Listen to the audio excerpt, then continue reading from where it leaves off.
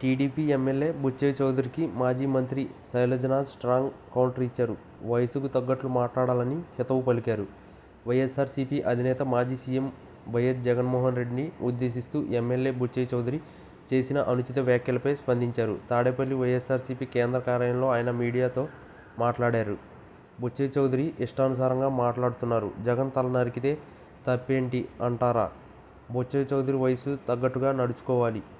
77 ఏళ్ళు వచ్చినా ఇంకా ఏదో ఆశించి మాట్లాడుతున్నారు. చంద్రబాబు మెప్పు కోసం తాపత్రయం పడుతున్నారు. జగన్ పేరు వింటేనే టీడీపీ నేతలు భయపడుతున్నారు. ఏపీ రాష్ట్ర రాజకీయాలు ఆశ్చర్యం కలిగిస్తున్నాయి.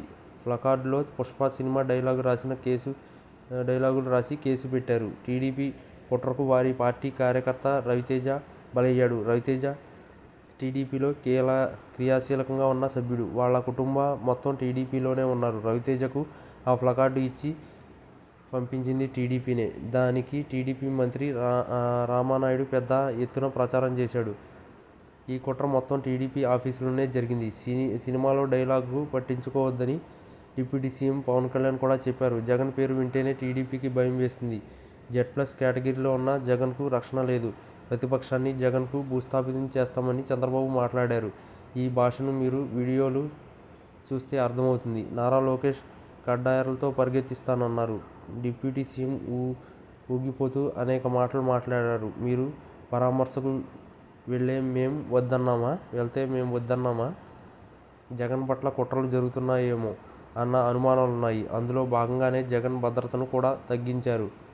జగన్ లేకుంటే మిమ్మల్ని ప్రశ్నించే వాళ్ళు కూడా ఉండరని భావిస్తున్నారా?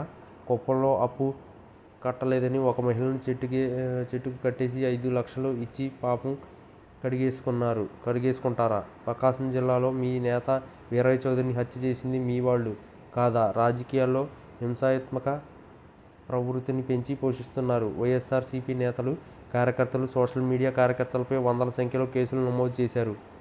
ఓడినా మీరు ఎంత హేళన చేస్తున్నా మిమ్మల్ని ప్రశ్నిస్తుంది ఒక జగన్ మాత్రమే. భూస్థాపితం చేస్తాం అని చంద్రబాబు మాట్లాడితే తప్పులేదా అని ప్రశ్నించారు శైలజనాథ్.